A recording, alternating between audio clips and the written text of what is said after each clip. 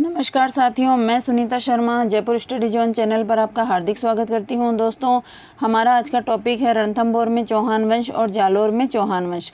दोस्तों, इससे पहले हमने अजमेर के चौहान वंश के बारे में जानकारी प्राप्त करी है। तो उसमें सबसे पहले हमने देखा था राजस्थान में चौहान वंश की जो है उत्पत्ति है वो वासुदेव चौहान ने सांबर में जो सपादलक्ष नामक स्थान है, जो सांबर के आसपास का क्षेत्र है, वहाँ पर स्थापित की थी। दोस्तों, चौहान वंश की उत्पत्ति के बारे में जो मत है उसमें सर्वाधिक प्रसिद्ध मत है पृथ्वीराज रासो के द्वारा जो ग्रंथ लिखा गया है चंद्रबरदाई, उसमें बताया गया है कि इनकी चौहान वंश की जो उत्पत्ति है वो अग्निकुंड से हुई है, जो कि गुरु वशिष्ठ ने आबू पर्वत पर किया था। इससे चार जो है वंशों की उत्पत्ति होती है, प्रतिहार, परमार, चालुक्य और चौहान। तो सबसे लास्ट में जो वंश की उत्पत्ति होती है वो होता है चौहान वंश। ठीक है दोस्तों, तो ये माना जाता है कि वासुदेव चौहान जो है चौहान वंश का आदि पुरुष है, ठीक है, मूल पुरुष है और संस्थापक है। तो इन्होंने क्या किया था, सांभर के आसपास वाला जो क्षेत्र है सपादलक्ष, वहाँ पर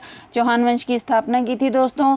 और इन्हीं के जो वंशज हैं दोस्तों, देखिए, एक तो वागपति राज का पुत्र होता है लक्ष्मण चौहान, वो नाडोल में जाकर चौहान वंश की स्थापना करता है। और इसके अलावा जो अजय राज होता है वो अजमेर में जाकर चौहान वंश की स्थापना करता है। ठीक है दोस्तों, ये जो अजमेर वाला चौहान वंश है, इसी चौहान वंश का राजा होता है पृथ्वीराज तृतीय।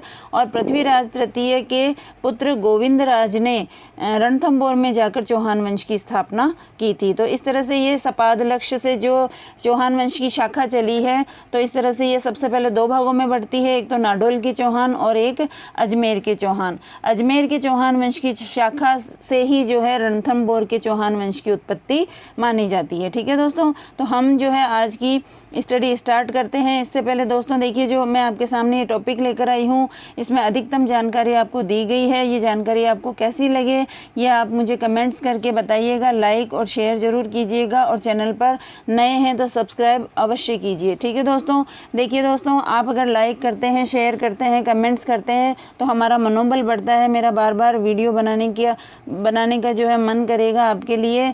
तो आपकी सफलता ही मेरा उद्देश्य है। तो दोस्तों, अगर कहीं पर मिस्टेक हो तो वो भी आप मुझे कमेंट्स करके अवश्य बताएं दोस्तों।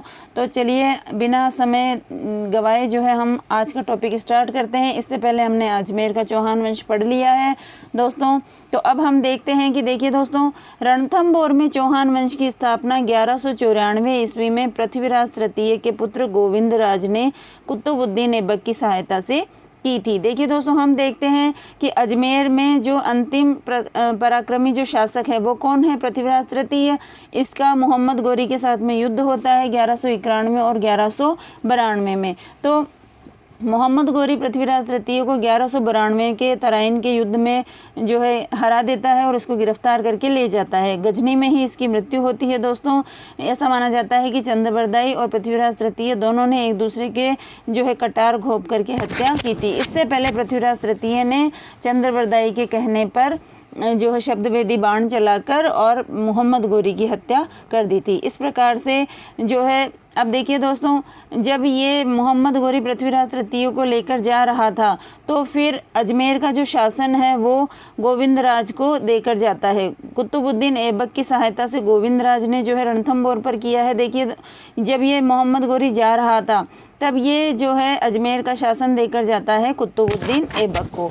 अब क्या होता है दोस्तों, कुतुबुद्दीन ऐबक की सहायता से देखिए गोविंद राज जब अंतिम शासक रह जाता है वहाँ का, तो इनका जो चाचा है हरिराज, वो गोविंद राज को हरा करके और जो है वहाँ से भगा देता है। तो गोविंद राज कहाँ चला जाता है, रणथंभौर चला जाता है। तो कुतुबुद्दीन ऐबक फिर इसके चाचा हरिराज को हरा करके वापस अजमेर पर शासन स्थापित करता है और गोविंद राज को रणथंभौर में जो है चौहान वंश की नींव डालता है। ठीक है दोस्तों, गोविंद राज के द्वारा जो है रणथंभौर में चौहान वंश की स्थापना की जाती है। ठीक है, तो अजमेर के चौहान वंश का अंतिम जो शासक है वो कौन माना जाता है, पृथ्वीराज तृतीय माना जाता है। ठीक है दोस्तों, तो अब ये देखते हैं हम कि रणथंभौर में चौहान वंश की स्थापना करने का सिलसिला कहाँ से स्टार्ट हुआ। अजमेर के चौहान वंश के अंतिम शासक पृथ्वीराज तृतीय के पुत्र गोविंद राज के द्वारा वहाँ पर शासन स्थापित किया गया था। ठीक है दोस्तों, चलिए आगे। 1226 में रणथंभौर के शासक वल्हण या वल्लन देव को दिल्ली के गुलाम वंश के शासक इल्तुतमिश ने हराकर रणथंभौर दुर्ग पर कब्जा कर लिया। देखिए दोस्तों, गोविंद राज जो है इसका संस्थापक है। इसके बाद में देखिए 1226 में यहाँ का शासक वल्हण या वल्लन देव है, जिसे कुतुबुद्दीन ऐबक का जो गुलाम था इल्तुतमिश, इसने 1226 में हरा करके रणथंभौर दुर्ग पर कब्जा कर लिया। देखिए दोस्तों, इस समय दिल्ली में गुलाम वंश चल रहा है, रणथंभौर में चौहान वंश चल रहा है दोस्तों। तो रणथंभौर में जब चौहान वंश जो चल रहा है तो इसके समकालीन दिल्ली में गुलाम वंश जो है शासन कर रहा है। वीर नारायण देव चौहान ने इल्तुतमिश को हरा दिया। अब आगे जो शासक आता है वीर नारायण चौहान, इसने इल्तुतमिश को हरा दिया है, लेकिन इल्तुतमिश ने इसका वध करवा दिया। ठीक है दोस्तों, हार तो जाता है लेकिन ये जो है साजिश रचकर वीर नारायण चौहान की हत्या करवा देता है। आगे देखते हैं हम। 1236 ईस्वी में इल्तुतमिश की मृत्यु के पश्चात रजिया सुल्तान शासिका बनती है। देखिए दोस्तों, रजिया सुल्तान इल्तुतमिश की पुत्री है और ये भारत की प्रथम महिला मुस्लिम शासिका बनती है, रजिया सुल्तान। ठीक है, तो 1236 में इल्तुतमिश की मृत्यु के पश्चात रजिया सुल्तान शासिका बनती है। इल्तुतमिश की मृत्यु के साथ ही वाघभट्ट ने रणथंभौर पर अधिकार कर लिया। ठीक है दोस्तों, अगला शासक कौन आता है? वीर नारायण देव चौहान के बाद में वाघभट्ट शासक बनता है। जो इम्पोर्टेंट शासक है वही हमें पढ़ने हैं दोस्तों। देखिए, रजिया सुल्तान ने रणथंभौर पर वापस कब्जा करने हेतु सेनापति कुतुबुद्दीन हसन को भेजा, लेकिन वह असफल रहा। नेक्स्ट देखते हैं हम। 1248 ईस्वी में नसीरुद्दीन मोहम्मद ने रणथंभौर पर कब्जा करने हेतु अपने वजीर बलबन को भेजा, लेकिन वह भी असफल रहता है। ठीक है दोस्तों, तो इस तरह से हमने गुलाम वंश के शासक देखे हैं, कुतुबुद्दीन ऐबक, इल्तुतमिश, रजिया सुल्तान और बलबन। अब देखिए क्या होता है, रणथंभौर का प्रसिद्ध शासक हम्मीर देव चौहान है और इसी के बारे में हमें रणथंभौर के चौहानों में हमें पढ़ना है और इसी से जो है सवाल पुटअप होता है। ठीक है दोस्तों, तो हम्मीर देव चौहान के बारे में जितनी भी जानकारी है उसमें से किसी भी जानकारी को हमें छोड़ना नहीं है और अच्छे तरीके से उसको नोट डाउन करते हुए हमें याद करना है दोस्तों। तो फटाफट जो है हमें इसको पढ़ना है और याद करना है। तो चलिए देखते हैं, लेकिन इससे पहले आप सब्सक्राइब करना न भूलें, लाइक और कमेंट्स करना न भूलें दोस्तों। ठीक है, तो आपके लाइक से ही मेरा मनोबल बढ़ेगा, आपके कमेंट्स से मुझे मेरी गलतियों का पता चलेगा। तो चलिए देखते हैं। अब हम्मीर देव चौहान बड़ा ही पराक्रमी वीर शासक हुआ है। यहाँ पर देखिए, हम्मीर देव चौहान जो है अपने हट के लिए प्रसिद्ध था। जो एक बार ये ठान लेता था, किसी को वचन दे देता था, भले ही वह शत्रु का ही आदमी क्यों ना हो, तो वह अपने वचन के खातिर प्राणों को भी गंवा सकता है। तो इसी प्रकार का जो है घटनाक्रम हम्मीर देव चौहान के साथ में होता है। ये क्या करता है, अलाउद्दीन खिलजी का जो सेनापति होता है उसको अपने यहाँ पर शरण देता है और अलाउद्दीन खिलजी इसी वजह से यहाँ पर इसके ऊपर आक्रमण कर देता है। तो चलिए देखते हैं हम हम्मीर देव चौहान के बारे में। हम्मीर देव चौहान 1282 में शासक बनते हैं और 1301 में ये शहीद हो जाते हैं। ठीक है, वीर गति को प्राप्त हो जाते हैं, शहीद नहीं होते हैं दोस्तों, वीर गति को प्राप्त होते हैं। हम्मीर देव चौहान 1282 में शासक बनते हैं और 1301 में वीर गति को प्राप्त हो जाते हैं। और उस समय दिल्ली का शासक कौन होता है? अलाउद्दीन खिलजी। देखिए, रणथंभौर का सबसे प्रसिद्ध शासक हम्मीर देव चौहान था। जैत्र सिंह का तीसरा पुत्र था ये दोस्तों। जैत्र सिंह मतलब हम्मीर देव चौहान के पिता का नाम है जैत्र सिंह और जैत्र सिंह की याद में इन्होंने एक छतरी बनाई जिसे 32 खंभों की छतरी कहते हैं। कहाँ पर बनवाई? रणथंभौर दुर्ग में बनवाई। इनकी छतरी को न्याय की छतरी भी कहा जाता है। इंपॉर्टेंट है, ध्यान में रखिएगा। जैत्र सिंह की छतरी 32 खंभों की हम्मीर देव चौहान ने बनाई रणथंभौर दुर्ग में और इसे न्याय की छतरी भी कहा जाता है। हम्मीर कैसे थे? वीर, उदार और शरणागत की रक्षा करने वाला था। ठीक है, तो हम्मीर देव चौहान जो है वीर थे, उदार थे और शरणागत की रक्षा करने वाले थे। इनकी प्रशंसा अमीर खुसरो और बरनी ने भी की थी। ठीक है दोस्तों, तो ये जो है अमीर खुसरो जो है अलाउद्दीन खिलजी के साथ ही जो इसके ऊपर आक्रमण करता है तब इसके साथ ही आता है दोस्तों। तो इन्होंने इस युद्ध का जो है आंखों देखा हाल भी लिखा है दोस्तों। तो ये हम्मीर देव चौहान है। तो ये जैत्र सिंह की छतरी हमें याद करनी है, 32 खंभों की है, हम्मीर देव चौहान ने बनाई है और इसको न्याय की छतरी भी कहा जाता है। नेक्स्ट देखते हैं हम। इनके गुरु थे राघव देव। हम्मीर देव चौहान के गुरु कौन थे? राघव देव थे। हम्मीर देव चौहान की जानकारी के स्रोत, अब इनकी पुस्तकें पढ़ते हैं हम और किस किस ने इनकी पुस्तकों के नाम जो है रखे हैं और किस किस ने लिखा है, तो ये सारी जानकारी हम प्राप्त कर लेते हैं दोस्तों। तो देखिए, हम्मीर बंधन किसने लिखा है? अमृत कैलाश ने। अच्छे तरीके से आप नोट डाउन कर लेंगे दोस्तों। हम्मीर बंधन किसने लिखा है? अमृत कैलाश ने। हम्मी रायण लिखा है भांड व्यास ने।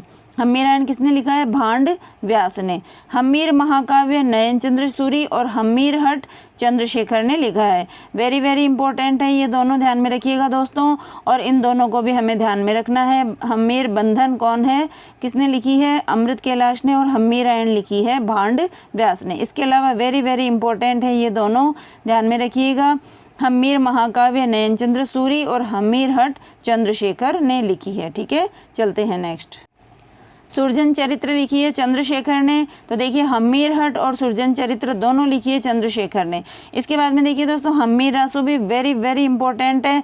दो है हम्मीर रासो। तो देखिए, एक तो 13वीं सदी में लिखी जाती है सारंगधर के द्वारा और एक 18वीं सदी में जोधराज के द्वारा लिखी जाती है। दोनों ही इंपॉर्टेंट है, ध्यान में रखिएगा, स्टार लगा करके इसको याद कीजिएगा। अगर हम्मीर रासो वहाँ पर सारंगधर आए, ये नहीं आए जोधराज, तो सारंगधर करना है, सारंगधर नहीं आए तो जोधराज करना है। इसके अलावा एक रचना है श्रृंगार हार, जिसे स्वयं हम्मीर के द्वारा लिखा गया है। ठीक है दोस्तों, तो फटाफट से जो है इन रचनाओं को हम नोट डाउन करेंगे। अच्छे तरीके से आप जो है इनको लिखेंगे और याद करेंगे दोस्तों। आगे देखते हैं। हम्मीर के लिए प्रसिद्ध उक्ति है, तिरिया तेल हम्मीर हट चढ़े न दूजी बार। तो देखिए दोस्तों, मैं पहले भी आपको बता चुकी हूँ, हम्मीर जो है अपनी हट के लिए प्रसिद्ध था दोस्तों। जिस प्रकार से जो है महिलाओं के ऊपर जो है जो शादी होती है उस समय तेल बान वगैरह होते हैं कार्यक्रम, तो उनमें जो है तिरिया का मतलब होता है स्त्री, तो स्त्री के तेल एक बार ही चढ़ता है। उसी प्रकार से जो हम्मीर हट है, वह हट जो कर लेता है, यानी जिसको वचन दे देता है, उस वचन से वो डिगता नहीं है। ठीक है, तो दूसरी बार की तो बारी ही नहीं आती है, वो तो एक बार के वचन की खातिर ही अपने प्राण न्यौछावर कर सकता है। चलिए देखते हैं नेक्स्ट। इसने दिग्विजय की नीति अपनाई, जिसके तहत पंडित विश्वरूप के द्वारा कोटिय जन यज्ञ करवाया गया था। देखिए दोस्तों, जो है इन्होंने दिग्विजय यानी चारों दिशाओं में अपनी विजय पताका लहराने के लिए इन्होंने एक यज्ञ किया, जिसका नाम है कोटिय जन यज्ञ, और उसको करवाने वाले पंडित कौन थे? पंडित विश्वरूप। हम्मीर ने अपने जीवन में 17 युद्ध लड़े, जिनमें से 16 युद्धों में जीत हासिल की है। इंपॉर्टेंट है, ध्यान में रखिएगा दोस्तों। 17 युद्ध लड़े और 16 जीते। हम्मीर ने सर्वप्रथम 1282 ईस्वी में भीमरस के शासक अर्जुन देव को हराया और मांडलगढ़ पर भी अधिकार कर लिया। तो सर्वप्रथम आक्रमण किया इसने भीमरस पर, और वहाँ का शासक था अर्जुन देव, जिसको हराया, और फिर मांडलगढ़ जो कि भीलवाड़ा में है उस पर भी अधिकार कर लिया।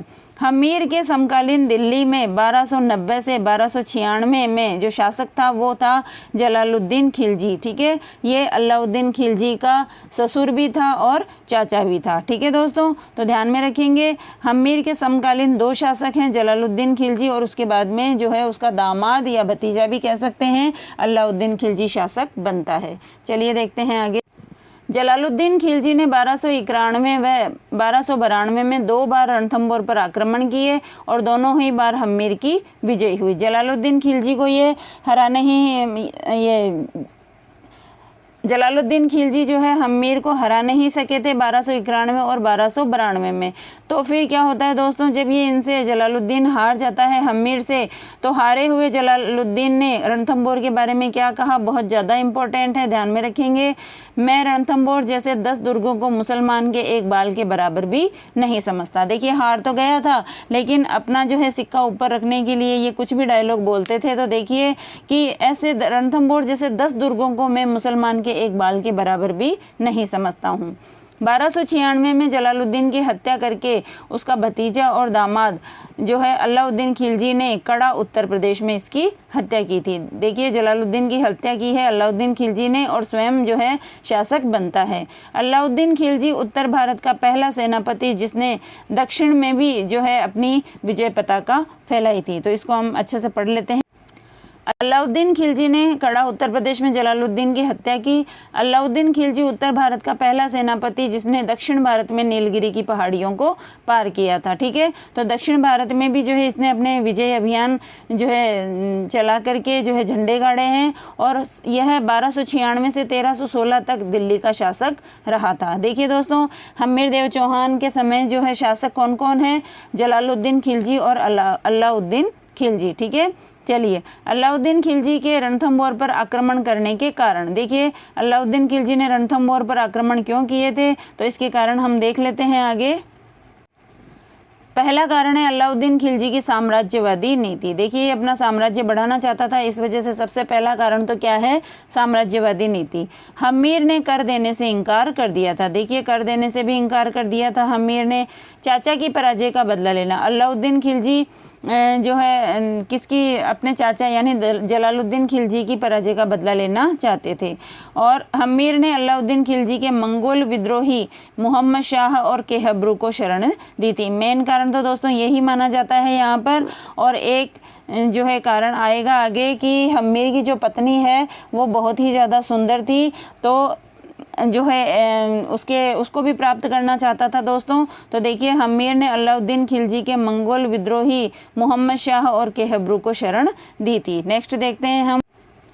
चंद्रशेखर की रचना हम्मीर हट के अनुसार अलाउद्दीन खिलजी की पत्नी मराठा बेगम का संबंध मोहम्मद शाह के साथ में था। ठीक है दोस्तों, तो जो है मोहम्मद शाह को अलाउद्दीन खिलजी मरवाना चाहता था, तो वो वहाँ से भाग जाता है और भाग करके हम्मीर के पास में आता है। तो अलाउद्दीन खिलजी की पत्नी मराठा बेगम का संबंध जो है मोहम्मद शाह के साथ में था, इसका पता अलाउद्दीन खिलजी को चल जाता है। अलाउद्दीन खिलजी ने 1299 में हम्मीर पर आक्रमण के लिए 2 सेनापति नुसरत खां और उलूग खां को भेजा। देखिए अलाउद्दीन खिलजी ने पहले तो हम्मीर को समझाया था कि उसको हमें वापस दे दो, मोहम्मद शाह और केहब्रू को, लेकिन हम्मीर ने कहा कि शरण में आए हुए किसी भी व्यक्ति को मैं इस तरह से नहीं छोड़ता हूँ। ठीक है, तो उसको मैंने वचन दिया है रक्षा का, भले ही प्राण चले जाए लेकिन मैं उसकी रक्षा अवश्य करूँगा। इन सेनापतियों को रोकने के लिए, अब देखिए जब अलाउद्दीन खिलजी ने 1299 पर हम्मीर पर आक्रमण किया तो 2 सेनापति भेजे थे, सेनापति नुसरत खां और उलूग खां। इन सेनापतियों को रोकने के लिए हम्मीर ने भी अपने 2 सेनापति भीम सिंह और धर्म सिंह को भेजा था। तो देखते हैं दोस्तों, दोनों के सेनापति हमें याद रखने हैं। अलाउद्दीन के सेनापति हैं नुसरत खां और उलूग खां, और इधर हम्मीर के सेनापति हैं भीम सिंह और धर्म सिंह। चलिए देखते हैं नेक्स्ट। इनके बीच हुए हिंदुवाटी घाटी युद्ध में अलाउद्दीन का सेनापति नुसरत खां और हम्मीर का सेनापति भीम सिंह मारे गए थे। ध्यान में रखिएगा दोस्तों, सवाल पूछा जा चुका है नुसरत खां वाला कि जो है अलाउद्दीन खिलजी का कौन सा सेनापति हम्मीर के ऊपर आक्रमण करने गया था तब मारा गया था दोस्तों, तो वो कौन था? जो है नुसरत खां। और इधर से हम्मीर का सेनापति जो है कौन मारा गया था? भीम सिंह मारा गया था। ठीक है, तो याद रखेंगे धर्म की तो जय हो जाती है, तो धर्म तो जीत जाता है, लेकिन भीम सिंह मारा जाता है। और इधर से देखिए नुसरत खां मारा जाता है और उलूग खां उड़ जाता है। तो ध्यान में रखेंगे कि उल्लू उड़ जाता है। यह हम्मीर के जीवन की अंतिम विजय थी। अलाउद्दीन के दूसरे सेनापति ने झाइन दुर्ग के रक्षक गुरुदास की हत्या कर उस दुर्ग पर अधिकार कर लिया, जिसके कारण हम्मीर ने अपने दूसरे सेनापति धर्म सिंह को अंधा करवा दिया था। देखिए दोस्तों, अलाउद्दीन का दूसरा सेनापति कौन था दोस्तों? तो नुसरत खां, ये उलूग खां है। ठीक है, तो उलूग खां ने झाइन दुर्ग के रक्षक गुरुदास की हत्या कर दी थी और उस दुर्ग पर अधिकार कर लिया था, जिसके कारण हम्मीर ने जो है अपने दूसरे सेनापति कौन था दोस्तों? धर्म सिंह। भीम सिंह की तो मृत्यु हो गई थी, उसको अंधा करवा दिया। ठीक है दोस्तों, तो आगे देखते हैं हम।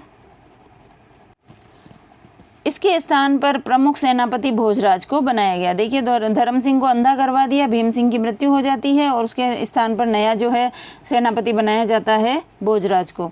उलूग खां ने झाइन दुर्ग या झाई दुर्ग के का नाम क्या रखता है? नौशहर रखता है। देखिए दोस्तों, जो है रणथंभौर के दुर्ग की कुंजी किसको कहा गया है? झाइन दुर्ग को। यानी रणथंभौर दुर्ग पर जीत हासिल करने से पहले आपको झाइन दुर्ग को जीतना आवश्यक है। तो उलूग खां ने झाइन दुर्ग या झाइन दुर्ग का नाम जो है उसको जीत करके नौशहर रखा, और झाइन दुर्ग रणथंभौर की कुंजी कहलाता है। वेरी वेरी इंपॉर्टेंट है, ध्यान में रखिएगा। तो देखते हैं आगे। 1301 में अलाउद्दीन खिलजी ने स्वयं आक्रमण किया। हम्मीर के सेनापति रणमल और रतिपाल ने विश्वासघात किया और किले में घुसने के जो है मार्ग बता दिए, जिसकी वजह से युद्ध हुआ था। तो इसको हम अच्छे से देख लेते हैं। 1301 में अलाउद्दीन खिलजी स्वयं आक्रमण के लिए आता है। हम्मीर के सेनापति होते हैं रणमल और रतिपाल। इन्होंने जो है दोस्तों विश्वासघात किया था हम्मीर के साथ में और दुर्ग के गुप्त मार्ग बता दिए, जिसके कारण ये युद्ध होता है। हम्मीर महाकाव्य के अनुसार खिलजी के आक्रमण के समय हम्मीर मौन व्रत में व्यस्त था। ठीक है दोस्तों, तो वह बोल नहीं सकता था, वह मौन व्रत धारण कर रखा था। तो ये माना जाता है हम्मीर महाकाव्य के अनुसार कि खिलजी के आक्रमण के समय हम्मीर मौन व्रत में व्यस्त था। इस युद्ध में हम्मीर लड़ता हुआ मारा जाता है। हम्मीर की रानी रंगदेवी और पुत्री देवलदे ने पद्मला तालाब में कूदकर जल जौहर किया था। तो इसको हम आगे देख लेते हैं, अच्छे तरीके से देखिए दोस्तों। तो दोस्तों देखिए, आप केवल पढ़ते तो हैं लेकिन लाइक कमेंट्स वगैरह कुछ भी नहीं करते हैं दोस्तों। अगर आप लाइक नहीं करोगे तो मुझे कैसे पता चलेगा कि मेरा जो है वीडियो आपकी सहायता करेगा या नहीं करेगा दोस्तों।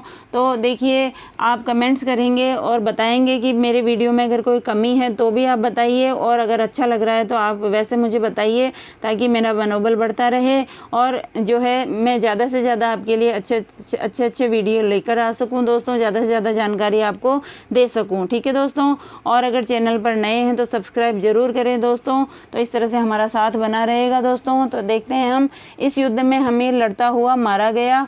हम्मीर की रानी रंगदेवी और पुत्री देवलदे ने पद्मला तालाब में कूदकर जल जौहर किया था। इंपॉर्टेंट है, ध्यान में रखिएगा। हम्मीर की रानी है रंगदेवी, नाम क्या है? रंगदेवी, और पुत्री है देवलदे। इन दोनों ने पद्मला तालाब में कूदकर जल जौहर किया था। ठीक है, यह 11 जुलाई 1301 में राजस्थान के इतिहास का प्रथम साका कहलाता है। देखिए दोस्तों, राजस्थान के इतिहास का प्रथम साका 1301 में रणथंभौर का साका है, और रणथंभौर का भी ये पहला साका है। ठीक है, चलते हैं। ये लाइन बहुत ज़्यादा इंपॉर्टेंट है, ध्यान में रखिएगा। इस युद्ध में अलाउद्दीन के मंगोल विद्रोही मोहम्मद शाह को हाथी के पाँव से कुचला दिया जाता है। देखिए दोस्तों, जब हम्मीर मारा जाता है तो मोहम्मद शाह को पकड़ लिया जाता है केहब्रू के साथ में।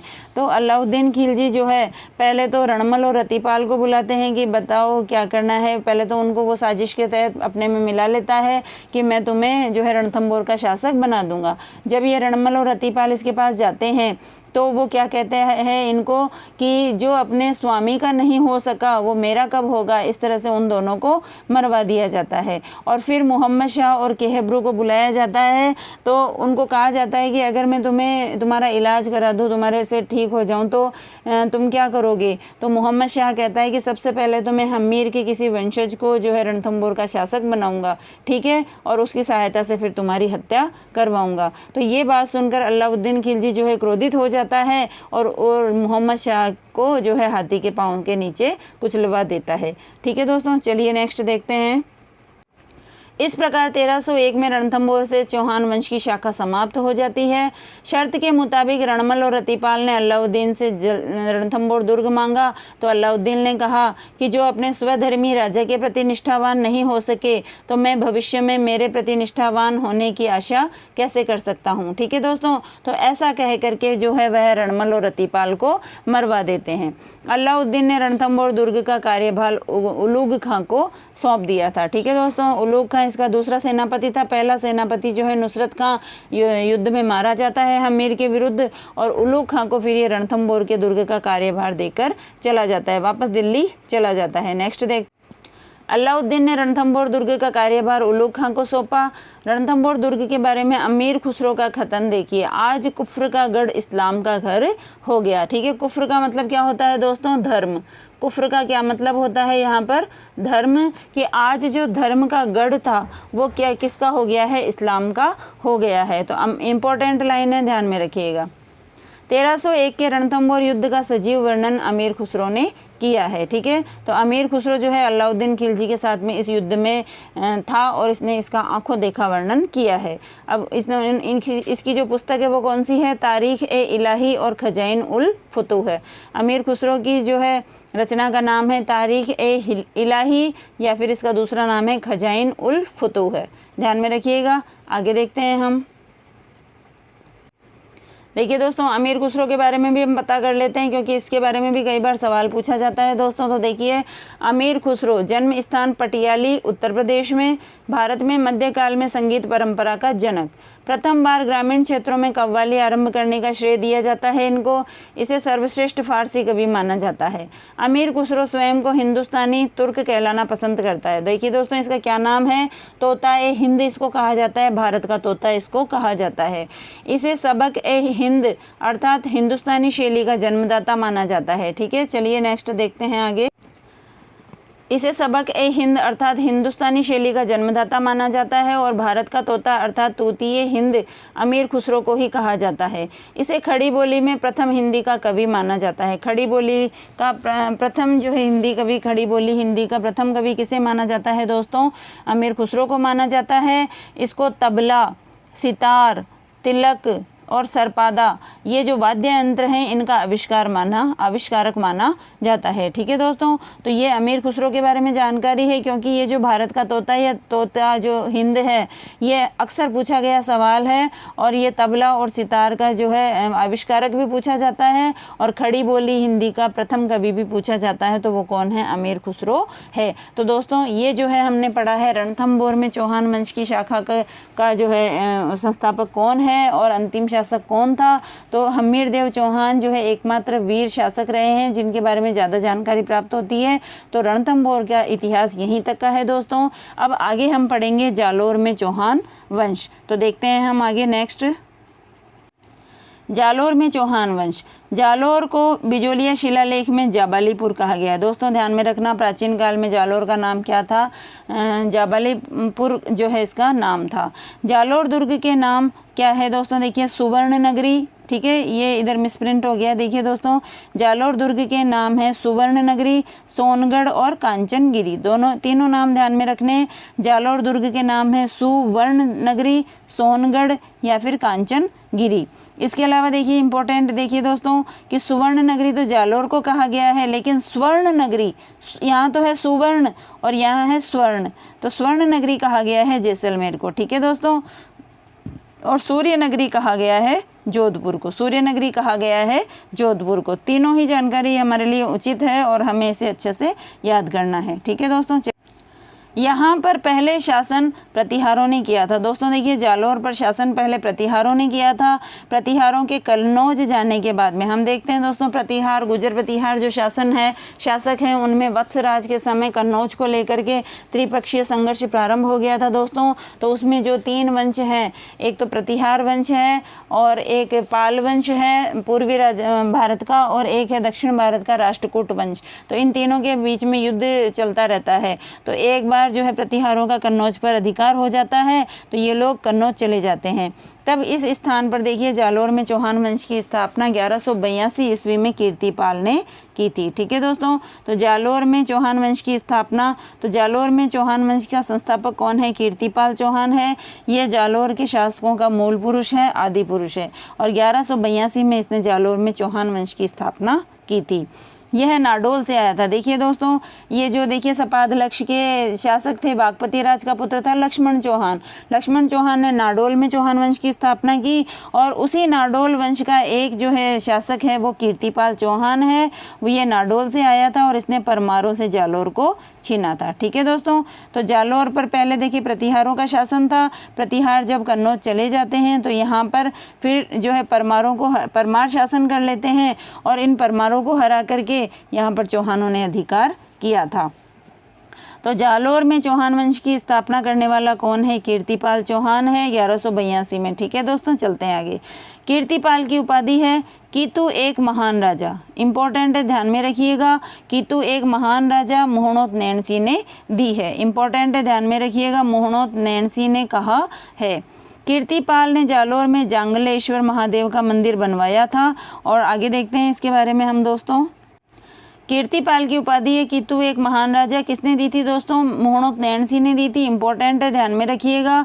कीर्तिपाल ने जालोर में जांगलेश्वर महादेव का मंदिर बनवाया। मोहनोत नैणसी को मुंशी देवी प्रसाद ने राजपुताना का अबुल फजल कहा है। वेरी वेरी इंपॉर्टेंट है, ध्यान में रखिएगा दोस्तों, सवाल पूछा जा चुका है। राजपुताना का अबुल फजल किसे कहा जाता है? मोहनोत नैणसी को कहा जाता है और मुंशी देवी प्रसाद ने इनको कहा है।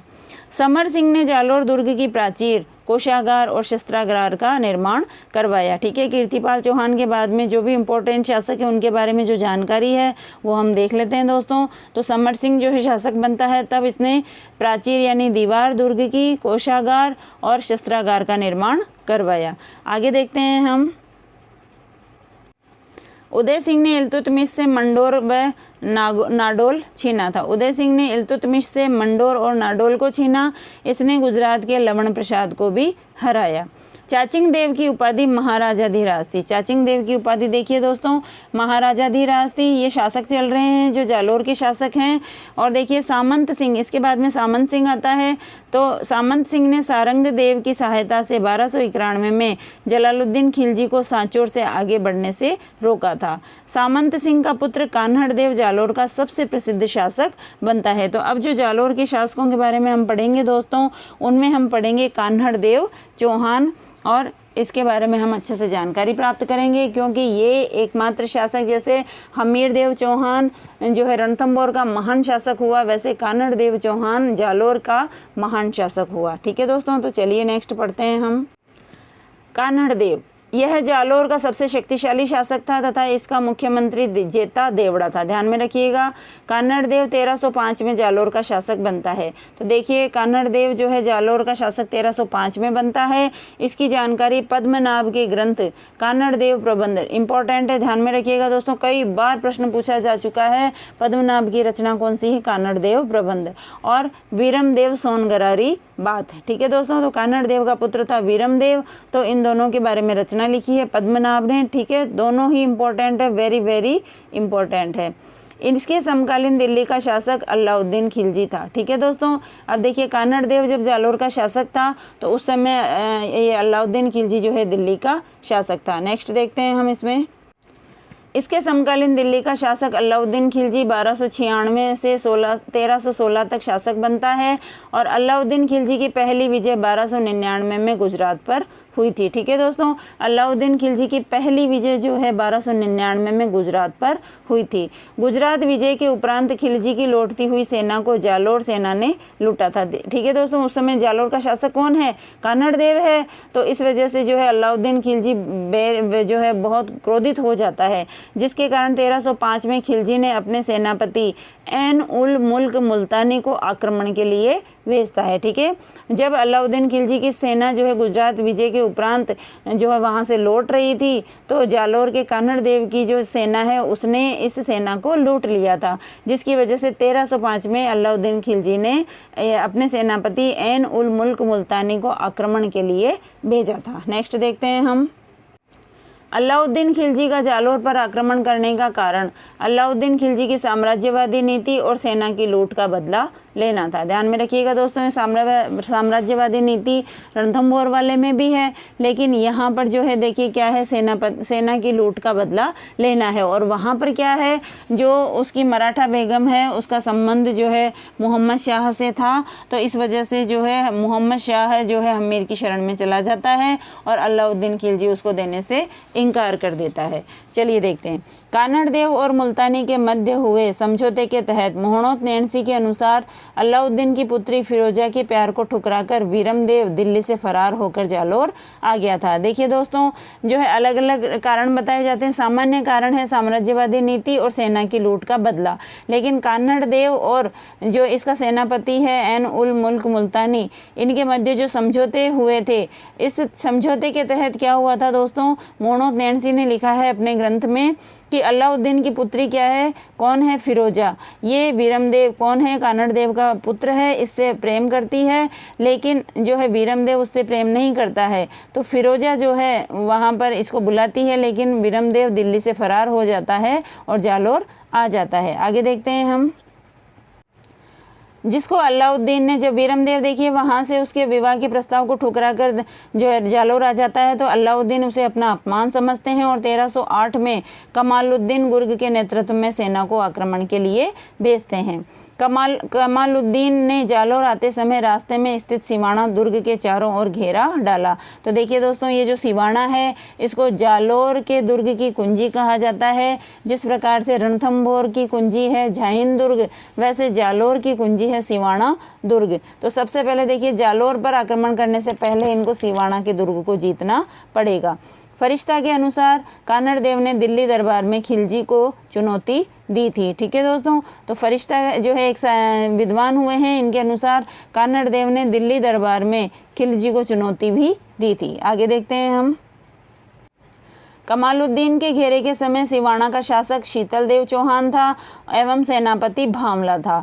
कमालुद्दीन ने विश्वासघाती भांवला, अब यहाँ पर देखिए विश्वासघात कौन करता है? भांवला।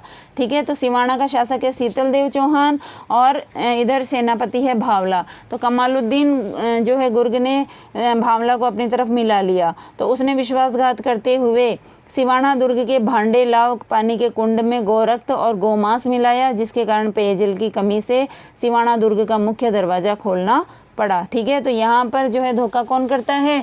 जो है भांवला नामक सेनापति है वो करता है। और रणथंभौर में हमने पढ़ा है रणमल और रतिपाल।